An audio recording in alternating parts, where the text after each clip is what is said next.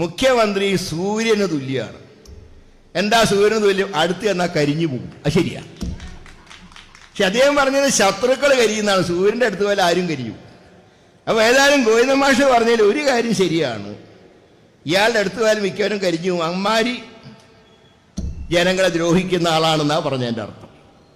പിന്നെ നമ്മുടെ സജി ചെറിയ പറഞ്ഞു അദ്ദേഹത്തിനെ വണ്ടി ഇടിച്ചു കൊല്ലാൻ ചിലരൊക്കെ ശ്രമിക്കുക. ഞാൻ ചോദിക്കട്ടെ, ഇങ്ങനെ സ്തുതിക്കാൻ പാടുണ്ടോ? ഒരു മുഖ്യമന്ത്രിനെ ആരാ വണ്ടി ഇടിച്ചു കൊല്ലാൻ നോക്കുക? ആരാ മുഖ്യമന്ത്രിനെ അപായപ്പെടുത്താൻ നോക്കുന്ന? കേരളത്തിൽ ആരുമില്ല. കാരണം ഞങ്ങളൊക്കെ ആഗ്രഹിക്കുന്നത് അദ്ദേഹം ദീർഘായുസോടെ ജീവിക്കണം എന്നാണ്. കാരണം ചെയ്ത പാപം ഇവിടെ തന്നെ തീരണം. ക്ലിഫ് ഹൗസിൽ നിന്ന് നാളെ തവനൂർ അദ്ദേഹം ഉദ്ഘാടനം ചെയ്ത ജയിലിലൊക്കെ കാത്തിരിക്കുന്നുണ്ട് അദ്ദേഹത്തിന്. അതുകൊണ്ട് ദീർഘായുസോടുകൂടെ ജീവിച്ച് ചെയ്ത പാപം കേരളത്തിൽ തന്നെ തീരണം എന്നാണ് ഞങ്ങളൊക്കെ ആഗ്രഹിക്കുന്നത്. അതുകൊണ്ട് അദ്ദേഹത്തിൻ്റെ ദീർഘായുസിന് വേണ്ടിയാണ് ഇപ്പോൾ എല്ലാവരും പ്രാർത്ഥിക്കുന്നത്. അല്ലാതെ മുഖ്യമന്ത്രിനെ വണ്ടി ഇടിച്ചു കൊല്ലാനൊന്നും ആരും ശ്രമിക്കുന്നൊന്നുമില്ല. അങ്ങനത്തെ ധാരണയൊന്നും വേണ്ട. ഇപ്പോൾ പറഞ്ഞില്ലെങ്കിൽ പിന്നെ മറന്നുപോകും. അത്തരത്തിലാണ് പിണറായി വിജയന്റെ പോക്ക്. അതായത് ഒന്ന് പറഞ്ഞു തീരുമ്പോഴേക്ക് അടുത്തത് പറയാനുള്ള അവസരം തരുന്നൊരു വ്യക്തിയാണ് അദ്ദേഹം. അല്ലെങ്കിൽ മരുമോനെങ്കിലും തന്നിരിക്കും. തിരഞ്ഞെടുപ്പ് അടുക്കുമ്പോൾ കേൾക്കേണ്ട ഒരു പ്രസംഗമുണ്ട് നമ്മുടെ കെ മുരളീധരൻ്റെ. നമ്മുടെ കേരളം മെനക്കെട്ട് നന്നാക്കാൻ ഇറങ്ങിയ ഒരു പറ്റം നേതാക്കളുടെയും കള്ളൻ മുഖ്യൻ്റെയും കഥ. അത് കേൾക്കേണ്ടതാണ്, കേട്ടേ പറ്റൂ. കാരണം തുടങ്ങിയത് എവിടെയാണോ അവിടെ തന്നെയാണ് നമ്മൾ ഇപ്പോഴും എന്ന് ജനങ്ങൾക്ക് ബോധ്യപ്പെടാൻ അത് കേൾക്കേണ്ട ആവശ്യമുണ്ട്. ഇതൊരു ഓർമ്മപ്പെടുത്തലാണ്. കാരണം മുട്ടുവേദനയുള്ള മുഖ്യൻ വെച്ച ടെക്നോളജിയും പൊളിച്ച മതിലും ഓർക്കണം. കട്ടപ്പുറത്ത് കയറിയ ആ സൗകര്യങ്ങളുള്ള ബസ്സും ജനം ഓർക്കണം. അതായത് ഒന്നും മറക്കരുത്, തിരഞ്ഞെടുപ്പാണ് വരുന്നത്, ഓർത്തു വേണം വോട്ട് ചെയ്യാൻ. എന്തായാലും കെ മുരളീധരന്റെ വാക്കുകളൊക്കെ ഒന്ന് കേൾക്കണം. പിണറായിയുടെ നവകേരള സദസ്സിന്റെ യാത്ര എന്ന് പറഞ്ഞാൽ ഒരു കൊമ്പനാനയും 20 പിടിയാനകളും കൂടിയിട്ടുള്ള യാത്ര. അതാണ് മഞ്ചേശ്വരത്ത് നിന്ന് പുറപ്പെട്ട് തിരുവനന്തപുരത്ത് സമാപിച്ച ഒരു മഹാദുരന്തത്തിൻ്റെ യാത്ര. ആനവണ്ടി പോയ സമയത്ത് തെങ്ങിൻ്റെ പൊട്ടയും പഴക്കൊലയുമായിട്ടാണ് ജനങ്ങൾ അതിനെ വരവേറ്റതെങ്കിൽ ഈ യാത്രയെ കരിങ്കൊടിയും ഷൂ ഒക്കെ കൊണ്ടാണ് ജനങ്ങൾ നേരിട്ടത്. ഏതായാലും പിണറായിയുടെ യാത്രയ്ക്ക് ഒരു പ്രത്യേകതയുണ്ടായി. ഒരു ലക്ഷറി കോച്ചുള്ള യാത്ര. ലക്ഷറി കോച്ചിൻ്റെ ചെലവ് തന്നെ 1.5 കോടിയാണ്. അപ്പോൾ ആ യാത്ര തുടങ്ങിയ കാലത്ത് നമ്മുടെ പഴയ മന്ത്രി AK ബാലൻ പറഞ്ഞു, യാത്ര പൂർത്തീകരിച്ചാൽ ഈ ബസ് ഞങ്ങൾ മ്യൂസിയത്തിൽ സൂക്ഷിക്കും. പക്ഷെ യാത്ര പൂർത്തിയായപ്പോൾ ബസ്സല്ല മ്യൂസിയത്തിൽ സൂക്ഷിച്ചത്.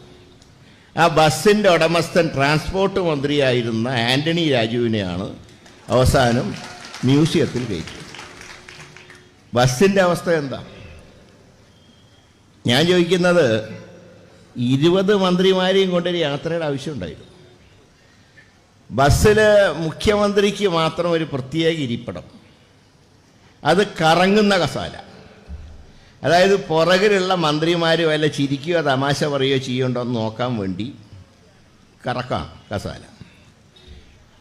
അതിനു പുറമെ ബസ്സിൽ നിന്ന് 2 സ്റ്റെപ്പ് താഴെ ഇറങ്ങാം, ഹൈഡ്രോളിക് ലിഫ്റ്റ്. മുഖ്യമന്ത്രിക്ക് അങ്ങനെ മുട്ടിന് കുഴപ്പമുണ്ടെന്ന് എനിക്ക് തോന്നുന്നില്ല.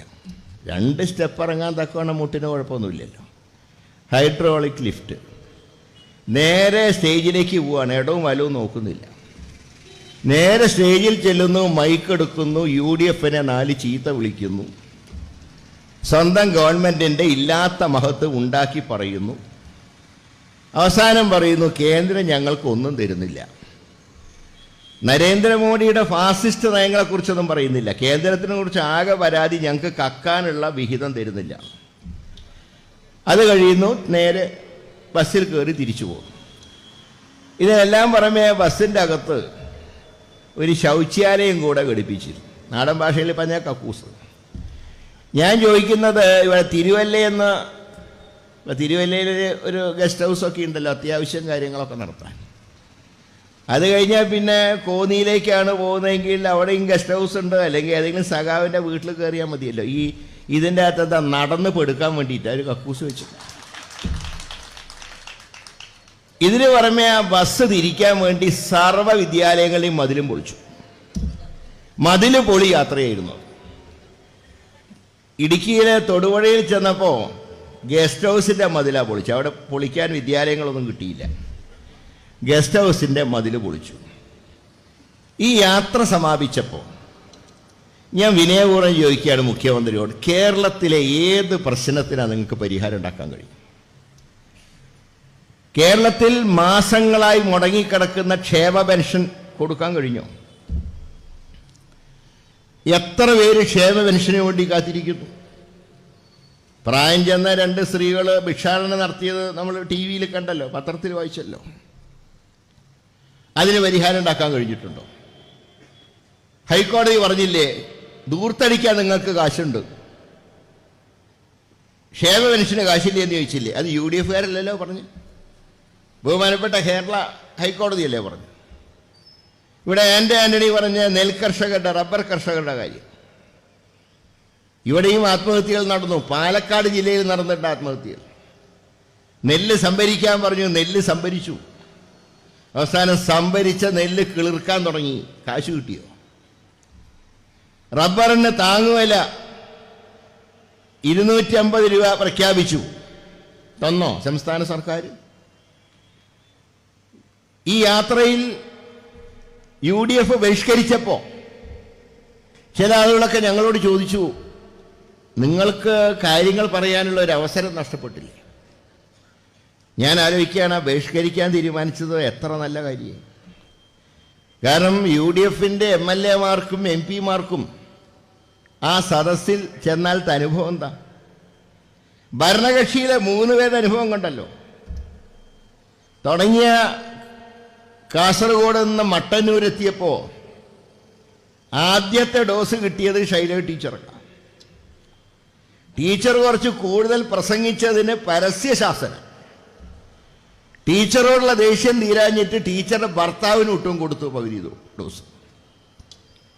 അദ്ദേഹം അവിടുത്തെ പഴയ മുനിസിപ്പൽ ചെയർമാൻ, അദ്ദേഹം ചോദിച്ചു എങ്ങനെയുണ്ട് ഞങ്ങളുടെ സദസ്സ് എന്ന് ചോദിച്ചു. അപ്പോൾ പിണറായി പറഞ്ഞു, ആളില്ലാത്ത മഞ്ചേശ്വരത്ത് പോലും നമ്മുടെ സഖാക്കൾ കുറേ ആളുകളെ കൊണ്ടിരുത്തിയിരുന്നു. ഇത് നമ്മുടെ പാർട്ടി ഗ്രാമമുള്ള സ്ഥലമാണ്, ഇവിടെ അത്രയൊന്നും ആൾ പോരാ. അത് പരസ്യമായിട്ട് പറയുകയും ചെയ്തു. തൃശ്ശൂരെത്തിയപ്പോൾ CPI-യുടെ MLA CC 3 അദ്ദേഹം പറഞ്ഞു, ഈ യാത്ര പൊളിക്കാൻ പോലീസ് നോക്കിയെന്ന് പറഞ്ഞു. പക്ഷെ 3 ഒരു കാര്യത്തിൽ ബുദ്ധി പോയില്ല. പോലീസ് പൊളിക്കാൻ നോക്കിയെന്ന് പറഞ്ഞാൽ പോലീസ് മന്ത്രി ആരാണെന്ന് 3 ഓർമ്മ ഒന്നുമില്ല. പിണറായി പറഞ്ഞു, തനിക്ക് ഈ സ്ഥലമേ കിട്ടിയുള്ളൂ യോഗം വയ്ക്കാൻ. ഇപ്പോൾ ഭരണകക്ഷിയിലെ 2ാമത്തെ ഡോസ് കിട്ടി. 3ാമത് പാലയിലെത്തിയപ്പോൾ അവൻ ചാഴിക്കാരൻ ഇവിടെ നല്ല സുഖമായിട്ട് കഴിഞ്ഞിരുന്നായി. എന്തോ ഒരാവശ്യത്തിന് വികാരത്തിന് അപ്പുറത്ത് പോയി. അവിടെ ചെന്നു, പാലയിൽ ചെന്നു, റബ്ബറിൻ്റെ കാര്യം പറഞ്ഞു. പിണറായി പറയാണ്, ഇതൊന്നും പറയേണ്ട സ്ഥലം ഇതല്ല.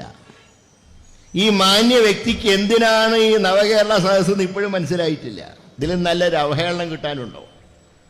ഞാൻ ചോദിക്കട്ടെ, പിന്നെ പാലിൽ റബ്ബറിനെ കുറിച്ചല്ലാണ്ട് പിന്നെ മറ്റെന്തിനെ കുറിച്ചാണ് പറയുക? ഏതായാലും ഒരു കാര്യത്തിൽ ആശ്വാസമുണ്ട്, ഇത് ബഹിഷ്കരിക്കാനെടുത്ത തീരുമാനം ഏറ്റവും നന്നായി എന്ന് ഇപ്പം തോന്നുക. മാത്രമല്ല, ഈ ദൂരത്തിന് കൂട്ടുനിൽക്കണ്ട. ഈ യാത്രയിലൊക്കെ പ്രഭാത ഭക്ഷണം കൊടുത്തു. ആർക്കാ കൊടുത്തത്? എന്താണ് പൗരപ്രമുഖൻ്റെ ഡെഫിനിഷൻ? എന്താ? ആരാ പൗരപ്രമുഖർ? പിന്നെ ഈ വിളിച്ച് ചായ കൊടുത്തിട്ട് വല്ല ഉപകാരം നിങ്ങൾക്കുണ്ടായോ? ഈ ചായ കുടിച്ച പല വിദ്വാന്മാരും 2 വള്ളത്തിലും ചവിട്ടുന്നവരായി. അവരവിടെ നിന്ന് ചായയും കുടിച്ച് വന്ന് ദഹിക്കുന്നതിന് മുമ്പ് ഞങ്ങളോട് പറഞ്ഞു, നിങ്ങളൊക്കെ ഒന്ന് ഒരുമിച്ച് നിൽക്കണം കേട്ടോ, ഈ പിണറായിനെ താഴെ ഇറക്കണം, ധിക്കാരം സഹിച്ചുകൂടാ. ഏത് അവിടെ നിന്ന് ചായ കുടിച്ച് ദഹിച്ചിട്ടില്ല. അപ്പം ഞാൻ ചോദിക്കട്ടെ, ഈ പ്രഭാത സദസ്സ് കൊണ്ട് നിങ്ങൾക്ക് എന്ത് മെച്ചമുണ്ടായി? ഞാൻ നേരത്തെ സൂചിപ്പിച്ചതുപോലെ അടിസ്ഥാന പ്രശ്നങ്ങൾക്ക് പരിഹാരമില്ല. സംഭരണത്തിന് കാശില്ല. ഇവിടുത്തെ നേരത്തെ പറഞ്ഞല്ലോ, എന്താ ഇവിടുത്തെ സപ്ലൈകോൻ്റെ അവസ്ഥ എന്താ? മഹാഭൂരിപക്ഷം സ്ത്രീ തൊഴിലാളികളാണ് സപ്ലൈകോയിൽ. ഞാൻ കഴിഞ്ഞ ദിവസം വടകരയിൽ എൻ്റെ ഓഫീസിലിരിക്കുമ്പോൾ സപ്ലൈകോയിൽ ജോലി ചെയ്യുന്ന 4-5 സ്ത്രീകൾ വന്ന് അവർ പറയാണ്, സാധനങ്ങളില്ല കൊടുക്കാൻ. കാരണം സാധനങ്ങൾ വാങ്ങാൻ പറ്റുന്നില്ല, സർക്കാരിന് കാശില്ല. മാത്രമല്ല, വാങ്ങിയ സാധനങ്ങൾ വിൽക്കാനും കഴിയുന്നില്ല. 13 ഐറ്റങ്ങളുടെ സബ്സിഡി എടുത്തു കളഞ്ഞു. ഞാൻ ചോദിക്കുന്നത്, ഒരു വ്യക്തിക്ക് തൊട്ട മുമ്പുള്ള കടയിൽ നിന്ന് കിട്ടുന്ന സാധനങ്ങളുടെ അതേ വില സപ്ലൈകോവിൽ. പിന്നെ ആരാ സപ്ലൈകോ വരെ നടന്നു പോവുക? കാരണം സബ്സിഡി എടുത്തു കളഞ്ഞു. അപ്പോൾ സിവിൽ സപ്ലൈസിൽ ഇതിൽ സപ്ലൈകോവിൽ സാധനങ്ങൾക്ക് ഒരേ വില, പല സാധനങ്ങളും കിട്ടാനില്ല. അപ്പോൾ അവിടുത്തെ ജീവനക്കാർ പറയുന്നത് പിന്നെ ഞങ്ങളെങ്ങനെ സാധനങ്ങൾ കൊടുക്കുന്നില്ല. അവരോട് പറയാണ് ഇത്ര ലക്ഷത്തിൻ്റെ സെയിൽസ് നിങ്ങൾക്ക് നടത്താൻ കഴിഞ്ഞില്ലെങ്കിൽ നിങ്ങൾക്ക് ശമ്പളവുമില്ല. ഇപ്പം 4-5 മാസമായിട്ട് അവർക്ക് ശമ്പളവുമില്ല. ഇത് തന്നെയാണ് മാവേലി സ്റ്റോറിലെ സ്ഥിതി. പഞ്ചസാര കിട്ടാനില്ല. പഞ്ചസാര കിട്ടാണ്ട് പിന്നെ മാവേലി സ്റ്റോറിൽ പോയിട്ട് വല്ല കാര്യമുണ്ടോ? ഈ മസാലയില്ലാത്ത മസാല ദോശ തിന്നുന്ന പോലെ പഞ്ചസാരയില്ല, പിന്നെ എന്തിനാ മാവേലി സ്റ്റോറിൽ എന്താ കാര്യം? അപ്പം ഇങ്ങനെയുള്ള ഒരുപാട് പ്രശ്നങ്ങൾ ഈ സമൂഹത്തിലുണ്ട്. ഇതിനൊന്നിനും പരിഹാരം ഉണ്ടാക്കാൻ കഴിഞ്ഞില്ല. എന്നിട്ട് പറയാണ് കേന്ദ്രം പണം തരുന്നില്ല. ഞാൻ ചോദിക്കട്ടെ, കേന്ദ്രം തമിഴ്നാടിന് കൊടുക്കുന്നുണ്ടോ കാശ്? തമിഴ്നാടിന് അർഹതപ്പെട്ട വീതം കൊടുക്കുന്നില്ല. കാരണം സ്റ്റാലിൻ BJP ആണ്. പക്ഷെ അവിടെ വികസനം നടക്കുന്നില്ല. ഉണ്ട്. എങ്ങനെ വികസനം നടത്തുന്നത്? ദൂർത്തൊഴിവാക്കി ഉള്ള വരുമാനം കൊണ്ട് വികസനം നടത്തുന്നു. അത് തന്നെയാണ് ഇന്നലെ വരെ രാജസ്ഥാനിൽ ഉണ്ടായത്. അത് തന്നെയാണ് ഇപ്പൊ കർണാടകത്തിൽ ചെയ്യുന്നത്. ഇവിടത്തെ ക്ഷാമെന്ന് പറയുന്നത് കേന്ദ്രം തരാത്തതിന്റെ കണക്ക് പറയുന്നതിന്റെ കാരണം എന്താ? പിണറായി പറഞ്ഞു കേരളത്തിലെ UDF MPമാരൊന്നും പറയുന്നില്ല എന്ന് പറഞ്ഞു. ഞാനും ആന്റണി ഉൾപ്പെടെ ഞങ്ങൾ ഡിസംബർ 13 മറ്റേ കേന്ദ്ര ധനകാര്യമന്ത്രിയെ കണ്ടു. അവർ പറഞ്ഞെന്താ അറിയോ? നിങ്ങൾ കിഫ്ബിയുടെ പേരിൽ കുറെ കടം വാങ്ങിയല്ലോ, നിങ്ങൾക്ക് ഒരു വർഷം വാങ്ങാവുന്ന പൊതുക്കടം, ആ കടത്തിന്റെ കൂടെ ഞങ്ങൾ ഇതും കൂട്ടിയിട്ടുണ്ട്. ഇതും കടം തന്നെയല്ലേ കിഫ്ബിയുടെ? അതാണ് ഇവിടെ പ്രശ്നം. അല്ലാണ്ട് മറ്റേ പ്രശ്നമൊന്നുമല്ല. ഞങ്ങൾ കൊടുക്കാണ്ടൊന്നുമില്ല. പക്ഷേ എല്ലാവരും വന്ന് പറഞ്ഞ സ്ഥിതിക്ക് ഈ വർഷം ഞങ്ങൾ പിരിച്ചെടുക്കേണ്ട 3100 കോടി ഈ വർഷം പിരിക്കുന്നില്ല. പക്ഷെ ഇത് ഉൾപ്പെടെ അടുത്ത വർഷം ഞങ്ങൾ പിരിക്കും. ആ ദിവസമാണ് കേരളം സുപ്രീം കോടതിയിൽ പോയത്. അവർ പറഞ്ഞു നിങ്ങളുടെ മുഖ്യമന്ത്രി സുപ്രീം കോടതിയിൽ പോയിട്ടുണ്ടല്ലോ, കണക്ക് ഞാൻ അവിടെ പറഞ്ഞോളാം, അവിടെ വെച്ച് ഞാൻ കണ്ടോളാം. ഞാൻ ചോദിക്കുന്നത്, കിഫ്ബി തുടങ്ങിയ കാലത്ത് ഞങ്ങൾ പറഞ്ഞതല്ലേ ഈ ഏർപ്പാടിന് പോണ്ടാന്ന്? ഇവിടെ എത്രയും റോഡുകളും പാലങ്ങളും ഉണ്ടായി കേരളത്തിൽ. അന്ന് ഈ കിഫ്ബി എന്ന് പറഞ്ഞ സാധനം ഉണ്ടായിരുന്നു. ഇത് ഞങ്ങളുടെ വകയായിട്ട് ഉണ്ടാക്കിയൊരു സംരംഭം എന്നൊക്കെ പറഞ്ഞു. ഇപ്പൊ അതാ വെള്ളത്തിലായിട്ടുള്ളത്. ഇപ്പൊ പൊതു കടമെടുക്കാൻ കഴിയാത്ത അവസ്ഥയിലേക്ക് കടബാധ്യത വർദ്ധിച്ചു. ഇങ്ങനെയുള്ള സാഹചര്യത്തിൽ കേരളം എങ്ങനെ മുന്നോട്ട് പോവും? അപ്പോഴാണ് ഈ ദൂർത്ത്, ബസിന്റെ പേരിൽ ദൂർത്ത്, നവകേരള സദസ്സിന്റെ ദൂർത്ത്. ആ സദസ്സിന് മുന്നോടിയായി തിരുവനന്തപുരത്ത് 5 ദിവസം നടത്തിയ കേരളീയത്തിന്റെ ദൂർത്ത്. കേരളീയം കഴിഞ്ഞപ്പോൾ മുഖ്യമന്ത്രി പറഞ്ഞു പ്രതിപക്ഷം ബഹിഷ്കരിച്ചിട്ട് എന്തായി? എന്നെ കാണാൻ എന്തൊരു ജനായിരുന്നു. ദോഷം പറയുന്നതല്ല, ജനങ്ങൾ ഉണ്ടായിരുന്നു. പക്ഷേ ആ സ്റ്റേജിൽ പിണറായി മാത്രമല്ല ഉണ്ടായിരുന്നത്, മമ്മൂട്ടി മോഹൻലാലും ഉണ്ടായിരുന്നു. അപ്പൊ മമ്മൂട്ടി ആരാധിക്കുന്നവരും മോഹൻലാലിനെ ആരാധിക്കുന്നവരും ഒരുമിച്ച് ചേർന്നാൽ തന്നെ വലിയൊരു ജനക്കൂട്ടാവുമല്ലോ. അല്ലാണ്ട് ഈ തിരുമുഖം കാണാൻ ആരാ വരിക? അപ്പൊ അതിൻ്റെ പേരിൽ നടത്തിയ ദൂർത്ത് ഇങ്ങനെ. അതുപോലെ ക്ലിഫ് ഹൗസിൽ ലിഫ്റ്റ് വയ്ക്കാൻ 25 ലക്ഷം രൂപ, അതിന് നിങ്ങൾക്ക് കാശുണ്ട്. കെ കരുണാകരൻ മുഖ്യമന്ത്രിയായിരുന്ന കാലത്താണ് അദ്ദേഹത്തിന് ആക്സിഡന്റ് ഉണ്ടായിട്ട് പോലും, നട്ടലിന് ക്ഷതമേറ്റിട്ട് പോലും അദ്ദേഹം ക്ലിഫ് ഹൗസിൽ ലിഫ്റ്റ് വെച്ചിരുന്നില്ല. ആ ക്ലിഫ് ഹൗസിൽ എന്തിനാ 25 ലക്ഷത്തിൻ്റെ ലിഫ്റ്റ്? തൊഴുത്തിന് 49 ലക്ഷം, ചാണകത്തിന് ചാണകക്കുഴിക്ക് കഴിഞ്ഞ തവണ 5 ലക്ഷം രൂപ വെച്ചു അത്രേ. എന്തൊരു ചാണകം ഇടുന്നത്? 42 ലക്ഷത്തിൻ്റെ തൊഴുത്തിലുള്ള പശുക്കൾ മുഴുവൻ ചാണകം ഇട്ടിട്ട് ചാണകത്തിന് 5 ലക്ഷത്തിൻ്റെ ഫണ്ട്, ചാണകക്കുഴിക്ക്. അതിന് കാശുണ്ട്, കുഴപ്പമൊന്നുമില്ല. അതുപോലെ സോഫ്റ്റ്വെയർ നവീകരിക്കാൻ 2 കോടി സെക്രട്ടേറിയറ്റിലെ മുഖ്യമന്ത്രിയുടെ. നിങ്ങൾക്ക് എല്ലാ ദൂരത്തിനും കാശുണ്ട്. ഇന്നലെ നമ്മുടെ തോമസ് മാഷ്ക്ക് ഒരു പ്രൈവറ്റ് സെക്രട്ടറിന്, അദ്ദേഹത്തിന് തന്നെ അവിടെ ജോലിയില്ലാട്ടിരിക്കുക. പിന്നെ പ്രൈവറ്റ് സെക്രട്ടറിക്ക് ശമ്പളം, ഓണറിയം, അതിന് ലക്ഷങ്ങൾ. ഇതിനൊക്കെ കാശുള്ളപ്പോൾ നിങ്ങൾക്ക് വികസനത്തിന് കാശില്ല. എന്നിട്ട് MPമാരോട് പറയുകയാണ് നിങ്ങൾ പറയാത്തതുകൊണ്ടാണ് ഞങ്ങൾക്ക് കാശ് കിട്ടാത്തത്. അങ്ങനെ ഏർപ്പാടുണ്ടോ? എൻ്റെ നിയോജക മണ്ഡലത്തിൽ ഒരു മാർക്സിസ്റ്റ് നേതാവ് പ്രസംഗിക്കുകയാണ്. ഇവിടുത്തെ MP കുറിച്ച് അദ്ദേഹം പാർലമെന്റിൽ പോകുന്നില്ല എന്നോ പ്രസംഗിക്കുന്നില്ല എന്നോ ഒന്നും ഞങ്ങൾ പറയുന്നില്ല. അദ്ദേഹം പാർലമെന്റിലും പോകുന്നുണ്ട്, പ്രസംഗിക്കുന്നുമുണ്ട്. പക്ഷേ അദ്ദേഹം പറഞ്ഞത് കേരളത്തിനൊന്നും തരണ്ടാണ്. ഞാൻ പറഞ്ഞ ഒറ്റ കാര്യമുള്ളൂ, ദൂർത്തടിക്കാൻ കാശ് കൊടുക്കണ്ട, പക്ഷേ അവകാശപ്പെട്ട് കൊടുക്കണം. അതിലെന്താ തെറ്റെന്താ? അത് തന്നെ ഞാനും പറഞ്ഞു, അത് തന്നെ ആൻ്റോ ആൻ്റണിയും പറഞ്ഞു. ഇവിടെ ഓരോ വകുപ്പെടുത്തു നോക്കൂ. കഴിഞ്ഞ ദിവസം ഈ യാത്രയിൽ നമ്മുടെ മന്ത്രി ശിവൻകുട്ടി പറഞ്ഞു, അദ്ദേഹത്തിന് തന്നെ പല കാര്യങ്ങളും എക്സംഷൻ കൊടുക്കാറുണ്ട്. പക്ഷെ അദ്ദേഹം പറഞ്ഞു, ഒരു പാർട്ടി സർക്കാർ വിദ്യാലയം കണ്ടപ്പോൾ ഗസ്റ്റ് ഹൗസ് ആണെന്ന് വിചാരിച്ച് അത്ര മനോഹരാണത്രേ, അവിടെ കയറി മുറി ചോദിച്ചു. ഇന്നലെ മന്ത്രി രാധാകൃഷ്ണന്റെ നിയോജക മണ്ഡലത്തിൽ ഒരു സർക്കാർ കെട്ടിടത്തിന്റെ മേൽക്കൂര പൊട്ടി വീണു. ഇന്നലെ ഈ പറഞ്ഞ് നാക്കെടുത്തിട്ടില്ല, മേൽക്കൂര തകർന്നു വീണു സർക്കാർ വിദ്യാലയത്തിന്റെ. ഞാൻ ചോദിക്കട്ടെ, ആ നിയോജക മണ്ഡലത്തിൽ വർഷങ്ങളായിട്ട് CPMന്റെ MLA മാരല്ലേ? രാധാകൃഷ്ണയിലിടയ്ക്ക് UR പ്രദീപ്, അയാൾ മാർക്സിസ്റ്റുകാരനായിരുന്നു. ഇവിടുത്തെ സർക്കാർ വിദ്യാലയങ്ങൾ പലതും നല്ല കെട്ടിടങ്ങളായതിൻ്റെ കാരണം എന്താ? ഉമ്മൻചാണ്ടി മുഖ്യമന്ത്രിയായിരുന്ന കാലത്ത് ഞാനൊക്കെ MLA ആണ്, അന്ന് ഞങ്ങൾക്ക് 6 കോടിയുടെ ഫണ്ട് തന്നു ഒരു വർഷം ചെലവഴിക്കാൻ. ഇന്നിപ്പോൾ 7 അസംബ്ലികളിലെ MP-ക്ക് 5 കോടിയേ കിട്ടുന്നുള്ളൂ. ഉമ്മൻചാണ്ടിയുടെ കാലത്ത് ഒരു MLA-ക്ക് 6 കോടി കൊടുത്തു.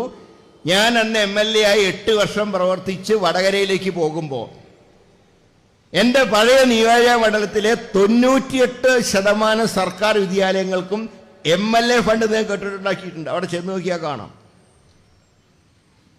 ഇങ്ങനെ ഇത്രയും വർഷങ്ങൾ CPMന്റെ MLA ഉണ്ടായിട്ട് എന്തുകൊണ്ട് അവർ സർക്കാർ വിദ്യാലയങ്ങൾക്കൊരു പ്രയോറിറ്റി കൊടുത്തില്ല? ഒരു MLA ഫണ്ട് വിനിയോഗിച്ചിരുന്നെങ്കിൽ മേൽക്കൂര തകർന്നു വീഴുമോ? ഞാൻ ചോദിക്കട്ടെ, ഇന്നലെ ആ തകർന്നു വീണ കെട്ടിടത്തിൽ കുട്ടികൾ ഉണ്ടായിരുന്നെങ്കിലുള്ള അവസ്ഥ എന്താ? കുട്ടികൾ കളിക്കാൻ പുറത്തുപോയ നേരത്തായിരുന്നു കെട്ടിടം തകർന്നു. അതുപോലെ തന്നെ ഉന്നത വിദ്യാഭ്യാസ മേഖലയുടെ അവസ്ഥ എന്താ? കുട്ടികൾ പുറത്തു പോയില്ലേ നമ്മുടെ സംസ്ഥാനത്തെ? ഞാനത് തിരുവല്ലയിൽ പറയേണ്ട ആവശ്യമുണ്ടോ? നിങ്ങളുടെ എത്രയോ കുട്ടികൾ പുറത്തു പോയി. എന്താ കാരണം പുറത്തു പോകാൻ? പുറം രാജ്യത്ത് പോകാൻ ഇഷ്ടമുണ്ടായിട്ടാണോ? അല്ല. കാരണം കേരളത്തിലെ യൂണിവേഴ്സിറ്റികൾ ആകെ താളം തെറ്റിയിരിക്കുന്നു. ചാൻസലറും വൈസ് ചാൻസലർമാരും തമ്മിൽ സംഘർഷം, ചാൻസലറായ ഗവർണറും മുഖ്യമന്ത്രിയായിട്ടുള്ള സംഘർഷം. ഇതിൻ്റെ ഇടയിൽ പാവം കുട്ടികൾ കഷ്ടപ്പെടുക. 1952 പണ്ഡിറ്റ് ജവഹർലാൽ നെഹ്റു ഉദ്ഘാടനം ചെയ്ത അന്നത്തെ തിരുവിതാംകൂർ യൂണിവേഴ്സിറ്റിയാണ് ഇന്നത്തെ കേരള യൂണിവേഴ്സിറ്റി. ഈ യൂണിവേഴ്സിറ്റിയിൽ കഴിഞ്ഞ 2 കൊല്ലമായിട്ട് വൈസ് ചാൻസലർ ഇല്ല, അഡീഷണൽ ചാർജാണ്. സാങ്കേതിക സർവകലാശാല വൈസ് ചാൻസലറെ UGC മാനദണ്ഡം ലംഘിച്ച് നിയമിച്ചു എന്ന് പറഞ്ഞ് സുപ്രീം കോടതി പിരിച്ചുവിട്ടു. അങ്ങ് വടക്കേറ്റത്തെ കണ്ണൂർ യൂണിവേഴ്സിറ്റി വൈസ് ചാൻസലറെ സുപ്രീം കോടതി പിരിച്ചുവിട്ടു. ഇപ്പൊ തെക്കും വടക്കും യൂണിവേഴ്സിറ്റികൾ ഉൾപ്പെടെ കേരളത്തിലെ 9 യൂണിവേഴ്സിറ്റികളിൽ വൈസ് ചാൻസലർമാരില്ല. പിന്നെ കുട്ടികൾ എന്ത് ചെയ്യും? വൈസ് ചാൻസലർമാരല്ലേ പരീക്ഷ നടത്തേണ്ടത്? വൈസ് ചാൻസലർമാരല്ലേ സർട്ടിഫിക്കറ്റിൽ ഒപ്പിടേണ്ടത്? ഇത് രണ്ടും സാധ്യമാവാതെ വന്നപ്പോൾ പാവം കുട്ടികൾ സംസ്ഥാനം വിട്ടുപോവുക. ഗവർണർ എന്താ ചെയ്യുന്നത്? സംഘികളെ യൂണിവേഴ്സിറ്റി സെനറ്റിലേക്ക് നോമിനേറ്റ് ചെയ്യുന്നു. പിണറായി പറയുന്ന എന്താ? ഞങ്ങളുടെ പാർട്ടീനെ നോമിനേറ്റ് ചെയ്യണം. തർക്കം 2 കാര്യത്തിലാണ്. ഒരാൾ സംഘീനെ വെക്കാൻ പറയുന്നു, മറ്റേ ആൾ മാർക്സിസ്റ്റുകാരെ വെക്കാൻ പറയുന്നു. ഞങ്ങൾ പറയുന്നു രണ്ടും തെറ്റാണ്. ഞങ്ങളോട് ചോദിക്കുകയാണ്, നിങ്ങളെന്തൊന്നും പറയാത്തൊന്നും. ഞങ്ങളെന്തിനാ പറയുന്നത്? സംഘിയും മാർക്സിസവും തമ്മിലുള്ള സംഘർഷത്തിൽ ഞങ്ങൾക്ക് എന്താ റോള്? ഞങ്ങൾക്ക് പറയേണ്ട ആവശ്യം എന്താ? ഒരു പൊതു മാനദണ്ഡം വേണം എന്ന് ഞങ്ങൾ പറഞ്ഞില്ലേ നോമിനേഷന്? അത് പാലിച്ചോ? ഞാൻ പറയുന്നു രണ്ടും കണക്കാണ്. ഗവർണറാണോ മെച്ചം, മുഖ്യമന്ത്രിയാണോ മെച്ചെന്ന് ചോദിച്ചാൽ ഈനാമ്പേശിയാണോ മെച്ചം, മരപ്പെട്ടിയാണോ മെച്ചെന്ന് ചോദിക്കുന്ന പോലെയാണ്. രണ്ടും കണക്കാണ്. ആര് ജയിച്ചു? ഗവർണർ ജയിച്ചോ മുഖ്യമന്ത്രി ജയിച്ചോ? ഞാൻ പറയുന്നു പാവം കുട്ടികൾ തോറ്റു. അതല്ലേ എൻ്റെ യാഥാർത്ഥ്യം? അങ്ങനെ കുട്ടികൾ വിദേശത്തേക്ക് പോകുന്നു. ഗവർണറെ കരിങ്കൊടി കാണിച്ച് SFI-കാർ.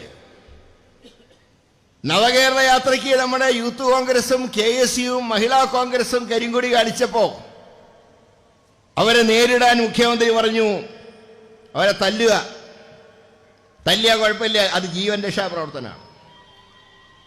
ഗവർണർക്ക് നേരെ SFI കരിങ്കൊടി കാണിച്ചപ്പോഴോ അത് ജനാധിപത്യം. പിണറായിക്കെതിരെ കരിങ്കൊടി കാണിച്ചാൽ ജനാധിപത്യ വിരുദ്ധം. ഇതെങ്ങനെയാ ഒരേ വന്തിയിൽ രണ്ട് വിളമ്പെങ്ങനെയാ ശരിയാവുക? പക്ഷേ ഗവർണറെ കരിങ്കൊടി കാണിച്ച് അദ്ദേഹത്തിന്റെ കാറിന്റെ അടുത്ത് പോയി ബോണറ്റിൽ 2 അടിയടിച്ചപ്പോ ബ്ലഡി റാസ്കിൾസ് എന്ന് വിളിച്ചുകൊണ്ട് അയാൾ കാറിന്നിറങ്ങി. അതോടുകൂടെ ഇരട്ടച്ചങ്കന്റെ അനുയായികൾ അദ്ദേഹം ഊരി പിടിച്ച വാളിന്റെ ഇടയിൽ കൂടെ പോയ ആളാണ്. അതിലും നന്നായി SFIക്കാർ ഓടി. ആ ഓട്ടം അല്ല ഏഷ്യാഡിലോ ഒളിമ്പിക്സിലോ ആയിരുന്നെങ്കിൽ സ്വർണ്ണ മെഡൽ നമുക്ക് ഉറപ്പായിരുന്നു. അമ്മായി ഓട്ട ഓടിയത്. പിന്നെ പറഞ്ഞു കാലിക്കറ്റ് യൂണിവേഴ്സിറ്റിയിൽ വരുന്ന ഗവർണറെ കാലുകുത്താൻ അനുവദിക്കില്ല. ഗവർണർ പറഞ്ഞു ഞാൻ 3 ദിവസം അവിടെ തന്നെയാണ് താമസിക്കുന്നത്. ആരും കരിങ്കൊടി കാണിച്ചില്ലല്ലോ, കാണിക്കാൻ ധൈര്യം ഉണ്ടായോ? അവസാനം എന്ത് പറ്റി? മിഠായി തെരുവിലൂടെ ഗവർണർ ഇറങ്ങി നടന്നു. അയാൾക്ക് പ്രമേഹ രോഗമുണ്ട്. എല്ലാ അലുവക്കടയിൽ മുഴുവൻ കയറി അലുവയും തിന്നു. അദ്ദേഹം പറഞ്ഞു ആരുണ്ട് എന്നെ തടയാൻ? നാണം കെട്ട മുഖ്യമന്ത്രി പറയാണ് കണ്ടോ ഗവർണർ ഇറങ്ങി നടന്നത്. എന്താ അവിടെ ഇറങ്ങി നടക്കാൻ കാരണം? കേരളത്തിൽ ക്രമസമാധാന നില ഭദ്രായതുകൊണ്ടാണ് ഗവർണർ ഇറങ്ങി നടന്നത്. ഇങ്ങനെയുണ്ടോ നാണം കെട്ട ഒരു സ്റ്റേറ്റ്മെന്റ്? ഏത് വെല്ലുവിളിച്ചതാണ് ഗവർണറെ. ആള് വെല്ലുവിളി ഏറ്റെടുത്ത് മിഠായി തെരുവിലൂടെ ഇറങ്ങി നടന്നു. ഒരുത്തനും കരിങ്കൊടി കാണിക്കാനില്ല. അപ്പൊ പറയാണ് കരിങ്കൊടി കാണിക്കാൻ അറിയാഞ്ഞിട്ടല്ല, ഇവിടുത്തെ ക്രമസമാധാനം ഭദ്രാണ് എന്ന് ഗവർണറെ ബോധ്യപ്പെടുത്താണ്. ഇതാണ് നാണം കെട്ട ഏർപ്പാടെന്ന് പറയുന്നത്. ചുരുക്കി പറഞ്ഞാൽ ഓരോ ദിവസവും ഈ സർക്കാർ നാറി പുളിച്ചുകൊണ്ടിരിക്കുക. പിന്നെ ഇവരെയൊക്കെ മുഖ്യമന്ത്രിനെ നല്ല സ്തുതിക്കാൻ വേണ്ടി ചില വിദ്വാന്മാരിറങ്ങിയിട്ടുണ്ട്. അത് മുഖ്യമന്ത്രിക്ക് ഗുണത്തിലേറെ ദോഷമാണ്. ഇന്നലെ നമ്മുടെ ഗോവിന്ദൻ മാഷ് പറയുകയാണ് മുഖ്യമന്ത്രി സൂര്യന് തുല്യമാണ്. എന്താ സൂര്യന് തുല്യം? അടുത്ത് എന്നാൽ കരിഞ്ഞു പോകും. അത് ശരിയാ. പക്ഷെ അദ്ദേഹം പറഞ്ഞത് ശത്രുക്കൾ കരിയുന്നതാണ്. സൂര്യൻ്റെ അടുത്ത് പോലെ ആരും കരിയും. അപ്പോൾ ഏതായാലും ഗോവിന്ദൻ മാഷ് പറഞ്ഞതിൽ ഒരു കാര്യം ശരിയാണ്. ഇയാളുടെ അടുത്ത് പോയാലും മിക്കവരും കരിഞ്ഞു. അമ്മാരി ജനങ്ങളെ ദ്രോഹിക്കുന്ന ആളാണെന്നാണ് പറഞ്ഞതിൻ്റെ അർത്ഥം.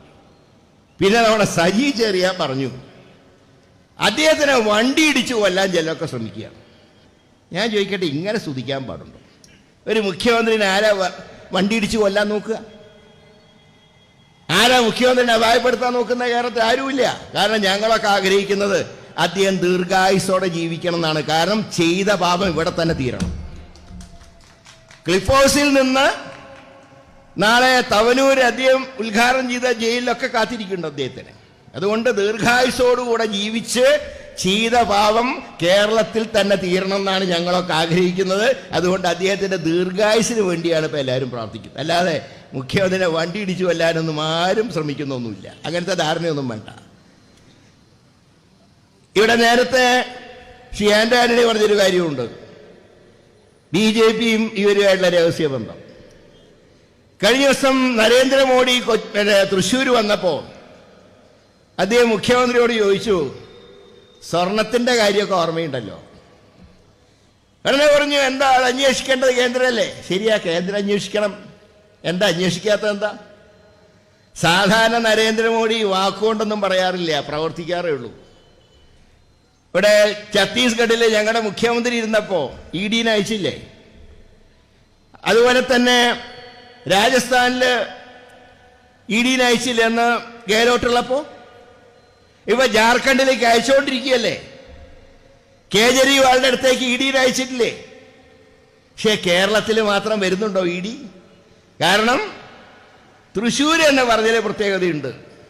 സ്വർണത്തിൻ്റെ ഒന്നും ഞാൻ മറന്നിട്ടില്ല. അതുകൊണ്ട് അടുത്ത ലോക്സഭാ തെരഞ്ഞെടുപ്പിൽ തൃശ്ശൂരും തിരുവനന്തപുരം ഞങ്ങൾക്കിതാ, ബാക്കിയൊക്കെ നിങ്ങളെടുത്തോ, നമുക്ക് 2 പേർക്കും കൂടെ കോൺഗ്രസിനെ ശരിയാക്കാം. അതാണ് ഈ പറഞ്ഞതിൻ്റെ അർത്ഥം. ഞങ്ങൾക്ക് പറഞ്ഞാൽ മനസ്സിലാവേണ്ടൊന്നുമില്ല. ആ ധാരണയല്ലേ ഇപ്പോൾ BJP ആഗ്രഹിക്കുന്നു കോൺഗ്രസ് മുക്ത ഭാരതം. അപ്പൊ കേരളം ഇന്ത്യയുടെ ഭാഗമല്ലേ? ഇപ്പൊ കോൺഗ്രസ് ഇല്ലാതാവണമെങ്കിൽ കേരളത്തിലെ ഏറ്റവും പറ്റിയത് മാർക്സിസ്റ്റ് പാർട്ടിയാ. അത് മാത്രമല്ല, അത് വേറൊരു ഉദാഹരണം കൂടിയുണ്ട്. തിരുവല്ലയിലാകുമ്പോൾ ഞാൻ പറയേണ്ട കാര്യമില്ലല്ലോ. ഇവിടുത്തെ നിങ്ങളുടെ MLA ഉണ്ടല്ലോ, അദ്ദേഹം ഏത് മുന്നണിയിലാണ്? ഇവിടെ LDF, പുറത്തോ? ഇവര് ജനതാദളിനെയാണോ? ജനതാദളാണെങ്കിൽ ആ ജനതാദളിന്റെ ഔദ്യോഗിക ജനതാദള് BJPയുടെ കൂടെയല്ലേ? കർണാടകത്തിൽ പരസ്യമായി സഖ്യം പ്രഖ്യാപിച്ചില്ലേ? പാവം നമ്മുടെ CK നാണുവേട്ടൻ അദ്ദേഹം പറഞ്ഞു, ഞാൻ ഈ തെറ്റിന് കൂട്ടുനിൽക്കില്ല. അവസാനം എന്താ? അദ്ദേഹത്തിനെ പുറത്താക്കി. ആര് പുറത്താക്കി? ദേവഗൌഡയും പുറത്താക്കി, മാത്യു ടി തോമസും പുറത്താക്കി. എന്താ നാണുവേട്ടൻ പറഞ്ഞ? എന്താ? BJPക്കെതിരെ ഉറച്ച നിലപാടെടുക്കണം. അത് കഴിഞ്ഞിട്ട് കഴിഞ്ഞ ദിവസം പറയാണ്, കേരളത്തിലെ ജനതാദള് കേരളത്തിൽ മാത്രമേ ഉള്ളൂ, മറ്റേത് ഞങ്ങളുമായിട്ട് ബന്ധമില്ല. ഞാൻ ചോദിക്കട്ടെ മാത്യു ടി തോമസിനോട്, നിങ്ങൾ ഇവിടുത്തെ സംസ്ഥാന പ്രസിഡന്റ് മാത്രമല്ലല്ലോ, നിങ്ങൾ അഖിലേന്ത്യാ കമ്മിറ്റി അംഗം കൂടിയല്ലേ? സംസ്ഥാന പാർട്ടിക്ക് അഖിലേന്ത്യാ സെക്രട്ടറി ഉണ്ടാവുമോ? ഒരു സംശയമാണ്. നമ്മുടെ ജോസഫ് പുതുശ്ശേരി ഇവിടെയുണ്ട്, അദ്ദേഹം കേരള കോൺഗ്രസിന്റെ ഭാരവാഹിയാണ്. കേരള കോൺഗ്രസിന് അഖിലേന്ത്യാ ഭാരവാഹികളില്ലല്ലോ. എന്താ കാരണം? അത് സംസ്ഥാനത്ത് മാത്രമുള്ള പാർട്ടിയാണ്. നിങ്ങൾ പറയുന്ന ജനതാദള് സംസ്ഥാന പാർട്ടി മാത്രമാണെങ്കിൽ എന്തുകൊണ്ട് കൃഷ്ണൻകുട്ടിയും മാത്യു ടി തോമസും കേന്ദ്ര കമ്മിറ്റി അംഗത്വം രാജിവെക്കുന്നില്ല? ഇതും BJP CPM അഡ്ജസ്റ്റ്മെന്റിന്റെ ഭാഗമാണ്. അതാണ് കുമാരസ്വാമി പറഞ്ഞത്, ഞങ്ങൾ BJPയോടൊപ്പം ചേർന്നിട്ട് പോലും കേരളത്തിൽ ഞങ്ങളെ LDFൽ തുടരാൻ അനുവദിച്ച പിണറായി വിജയന്റെ മഹാമനസ്കതയ്ക്ക് നന്ദി രേഖപ്പെടുത്തുന്നു. ഞാനിപ്പോൾ ഓർക്കുന്നൊരു കാര്യം, 2015 ശ്രീ വെള്ളാപ്പള്ളി നടേശൻ BDJS രൂപീകരിച്ചല്ലോ. ആ സമയത്ത് ഗൗരിയമ്മ UDF വിട്ട സമയമാണ്. ശ്രീ രാജൻ ബാബുവിന്റെ നേതൃത്വത്തിൽ JSSലെ ഒരു വലിയ ഭൂരിപക്ഷം വിഭാഗം UDFന്റെ കൂടെ വന്നു. പക്ഷേ രാജൻ ബാബു SNDP യോഗത്തിന്റെ ലീഗൽ അഡ്വൈസർ കൂടിയായിരുന്നു. ഇപ്പൊ വെള്ളാപ്പള്ളി നടേശന്റെ കൂടെ ഹൈക്കോടതിയിൽ ഒരു കേസിന് SNDP ആയിട്ട് ബന്ധപ്പെട്ട കേസാണ്, അല്ലാണ്ട് വെള്ളാപ്പള്ളിയുടെ പേഴ്സണൽ കേസായിരുന്നില്ല. SNDP ആയി ബന്ധപ്പെട്ട കേസിൽ വെള്ളാപ്പള്ളിയോടൊപ്പം രാജൻ ബാബു സഞ്ചരിച്ചു എന്ന കാരണം പറഞ്ഞു. അന്ന് CPMന്റെ സെക്രട്ടറി ആയിരുന്ന പിണറായി പറഞ്ഞു, കണ്ടോ UDF BJP ബന്ധം. രാജൻ ബാബുവിലൂടെ UDF BJPയുമായി ബന്ധമുണ്ടാക്കിയിരിക്കുന്നു. ആ പാവം രാജൻ ബാബുവിനെ അന്ന് ഞങ്ങൾ വെറുതെ പുറത്താക്കിയ ആവശ്യമില്ല. ഇവിടെ പരസ്യമായി ജനതാദളും BJPയുമായി സഖ്യം ഉണ്ടാക്കിയിട്ട് പോലും അവർ കേരളത്തിൽ LDFന്റെ കൂടെ എന്ന് പറഞ്ഞാൽ ഈ അവിശുദ്ധ കൂട്ടുകെട്ടിന്റെ ഭാഗമായിട്ടാണ് ഞങ്ങൾക്ക് ഇതിനെ കാണാൻ കഴിയുന്നത്. അപ്പൊ BJPയോട് സഹകരിച്ചുകൊണ്ട്, അതുകൊണ്ടാണല്ലോ ഇപ്പോ കഴിഞ്ഞ പാർലമെന്റ് സമ്മേളനത്തിൽ ഞാനും ശ്രീ ആന്റണി ഉൾപ്പെടെ ഞങ്ങൾ 100 പേരെ ലോകസഭയിൽ നിന്നും 46 MPമാരെ രാജ്യസഭയിൽ നിന്നും സസ്പെൻഡ് ചെയ്തിട്ട് CRPC നിയമം, എവിഡൻസ് ആക്ട്, ഇതെല്ലാം പേരുമാറ്റി സഭയിൽ പാസ്സാക്കിയില്ലേ? ഞങ്ങളെല്ലാം ഔദ്യോഗിക പ്രതിപക്ഷത്തിനെ മുഴുവൻ സസ്പെൻഡ് ചെയ്തു, CPM ഉൾപ്പെടെ. ഞാൻ ചോദിക്കുന്നത്, ഈ പ്രഭാത സദസ്സിലോ നവകേരള സദസ്സിലോ ഒരിടത്തെങ്കിലും പിണറായി വിജയൻ അതിനെ വിമർശിച്ചോ? ഞങ്ങളെ 146 MPമാര് ഞങ്ങൾ മോഡിയോട് സമരം ചെയ്തിട്ടാണ് ഞങ്ങളെ സസ്പെൻഡ് ചെയ്തല്ലാതെ പിണറായിയോട് സമരം ചെയ്തതിനല്ല. ആ ഞങ്ങളെ സസ്പെൻഡ് ചെയ്തപ്പോ ഒരക്ഷരം പറയാൻ പിണറായി തയ്യാറായില്ല. എന്താ കാരണം? അങ്ങനെ തയ്യാറായാൽ ED ക്ലിഫ് ഹൗസിലേക്ക് കയറും, ED സെക്രട്ടേറിയറ്റിലേക്ക് കയറും, പിന്നെ ശിഷ്ടകാലം ജയിലിലായിരിക്കും. അതുകൊണ്ട് ഒരക്ഷരം പറഞ്ഞില്ല പിണറായി. ഞാൻ പറയുന്നത്, കേരളത്തിൽ മാർക്സിസ്റ്റ് BJP രഹസ്യ ബാന്ധവമാണ് കേരളത്തിലുള്ളത്. അത് ഈ വിചാരണ സദസ്സിൽ ഞങ്ങൾ തുറന്നു കാണിക്കുന്നുണ്ട്. അതോടൊപ്പം തന്നെ എത്രയോ പാവങ്ങളെ ദ്രോഹിക്കുന്ന ഈ ഭരണം. ഞാൻ ഒറ്റ കാര്യം മുഖ്യമന്ത്രിയോട് പറയുകയാണ്, നിങ്ങൾ 35 കൊല്ലം തുടർച്ചയായി ചോദ്യം ചെയ്യാത്ത ഭരണം നടത്തിയ ബംഗാളിൽ ഇന്ന് നിങ്ങളുടെ അവസ്ഥ എന്താ? നിങ്ങൾ 25 വർഷം നിങ്ങൾ ഭരിച്ച ത്രിപുരയിൽ ഇന്ന് നിങ്ങളുണ്ടോ? നിങ്ങളുടെ ഈ പ്രവൃത്തി നാളെ കേരളത്തിലും ഇതേ സ്ഥിതി നിങ്ങൾ ക്ഷണിച്ചു വരുത്തുന്ന അവസ്ഥയിലാണ് ഇന്ന് നിങ്ങൾ മുന്നോട്ട് പോകുന്നത്. കഴിഞ്ഞ തവണ നിങ്ങൾക്കൊരു കോവിഡ് ഉണ്ടായിരുന്നു പിടിവള്ളിയായിട്ട് ഒരു ഭരണ തുടർച്ചയ്ക്ക്. ഇനി ഒരിക്കൽ ചക്കയിട്ട് മുയൽ ചത്തുവെന്ന് വിചാരിച്ചിട്ട് എന്നും ചക്കയിട്ട് വീഴുവില്ല, മുയലൊട്ട് ചാവില്ല. ഇവിടുത്തെ സർക്കാർ ആശുപത്രികളുടെ സ്ഥിതി ഞാൻ കൂടുതലൊന്നും പറയുന്നില്ല. ഇന്നലെ ഞാൻ കോഴിക്കോടുള്ളപ്പോൾ കോഴിക്കോട് ബീച്ച് ആശുപത്രിയിൽ പഞ്ഞി പോലുമില്ല. സാധാരണക്കാരൻ പോകുന്ന ആശുപത്രിയല്ലേ, പഞ്ഞിയില്ല. ഇന്ന് ഇന്ത്യയിൽ റിപ്പോർട്ട് ചെയ്യുന്ന കോവിഡ് രോഗികളുടെ ഏറ്റവും കൂടുതൽ ഇപ്പൊ കേരളത്തിലാണ്. കഴിഞ്ഞ 2 മാസത്തിനുള്ളിൽ ഏതാണ്ട് 12 പേർ കോവിഡ് ബാധിച്ച് കേരളത്തിൽ മരിച്ചു. ഇതൊക്കെ നോക്കാൻ ആരോഗ്യമന്ത്രിക്ക് സമയമുണ്ടോ? ഞാൻ അവരോടൊരു കാര്യം വിനയപൂർവ്വം ചോദിക്കട്ടെ, നിങ്ങൾ ഈ പത്തനംതിട്ട ജില്ലയിൽ നിന്നുള്ള MLA മന്ത്രിയല്ലേ? ഈ ജില്ലയിലല്ലേ ജസ്റ്റിസ് ഫാത്തിമ ബീവി മരണപ്പെട്ടത്? സുപ്രീം കോടതിയിലെ ആദ്യത്തെ ന്യൂനപക്ഷ സമുദായത്തിൽ നിന്നുള്ള ജഡ്ജി. അവര് മരിച്ചപ്പോ നിങ്ങൾക്ക് റീത്ത് വയ്ക്കാൻ സമയമുണ്ടായി. അതാ ഞാൻ പറഞ്ഞത്, ഈ യാത്ര കൊണ്ട് എന്ത് നേട്ടമുണ്ടായത്? എല്ലാ മന്ത്രിമാരെയും കൊണ്ടുള്ള ഈ യാത്ര കൊണ്ട് എന്ത് നേട്ടമുണ്ടായി? എന്നിട്ട് അവര് കഴിഞ്ഞ ദിവസം പറയുകയാണ് കോൺഗ്രസ് നശിക്കാൻ പോവാണ്. ഞാൻ ബഹുമാനപ്പെട്ട ആരോഗ്യമന്ത്രിയുടെ ഒറ്റ കാര്യമേ ഞാൻ പറയുന്നുള്ളൂ, വളരെ ബഹുമാനത്തോടെ പറയുകയാണ്, ഈ പണി നിങ്ങൾക്ക് പറ്റിയതല്ല. നിങ്ങൾക്ക് പഴയ പണിയായിരുന്നു ഏറ്റവും നല്ല വാർത്ത വായിക്കുന്ന പണി. അല്ലാതെ ഈ മന്ത്രി പണിയും പറ്റിയതല്ല, ആരോഗ്യ വകുപ്പും പറ്റിയതല്ല. വയനാട് ഒരു ജില്ലാ ആശുപത്രിയിൽ ഒരാളെ ഹെർണിയ ഓപ്പറേഷന് കയറ്റി. ഓപ്പറേഷൻ കഴിഞ്ഞ് വന്നപ്പോൾ ഹെർണിയ മാത്രമല്ല, ഒരു പ്രധാനപ്പെട്ട ഭാഗവും കാണാണ്ടായി. അപ്പം ഞാൻ ചോദിക്കട്ടെ, അപ്പം മൂലക്കുരുവിന് ഓപ്പറേഷന് പോലത്തെ അവസ്ഥ എന്തായിരിക്കും? അതാണ് സർക്കാർ ആശുപത്രികളുടെ സ്ഥിതി. അപ്പോൾ ഓരോ വകുപ്പുകൾ എടുത്താലും പരാജയത്തിൻ്റെ പര്യായങ്ങളായി സംസ്ഥാന സർക്കാരിൻ്റെ വകുപ്പുകൾ മാറിക്കൊണ്ടിരിക്കുമ്പോൾ ഈ 2 സർക്കാരുകളും, നരേന്ദ്രമോദിയാണെങ്കിൽ അദ്ദേഹത്തിൻ്റെ ധാരണ ഇന്ത്യയുടെ ചക്രവർത്തി ഇതാണ്, പിണറായിയുടെ ധാരണ ഇയാൾ തമ്പുരാനാണ്. അപ്പോൾ ചക്രവർത്തിയും തമ്പുരാനും. ഈ ഭരണം അവസാനിപ്പിക്കാൻ ആദ്യം കിട്ടുന്നൊരു സന്ദർഭമാണ് അടുത്ത ലോക്സഭാ ഇലക്ഷൻ.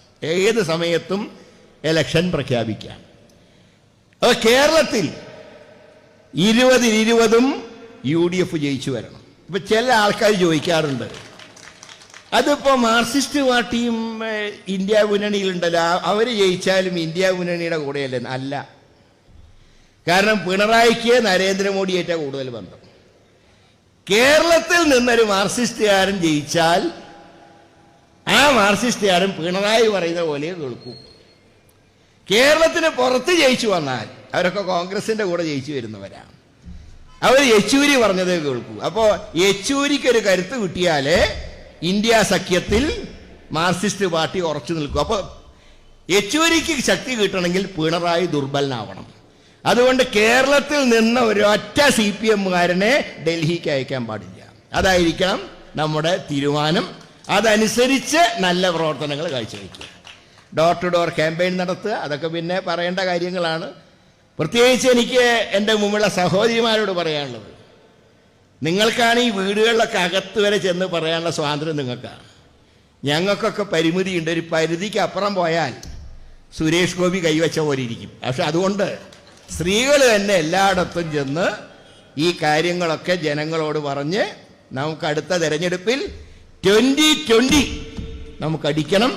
അതിന് എല്ലാവരും ഒറ്റക്കെട്ടായി നീങ്ങുക എന്ന് മാത്രം പറഞ്ഞുകൊണ്ട് ഈ കുറ്റവിചാരണ സദസ്സ് ഔപചാരികമായി ഉദ്ഘാടനം ചെയ്യുന്നു. എല്ലാവർക്കും എൻ്റെ വിനീതമായിട്ടുള്ള നമസ്കാരം.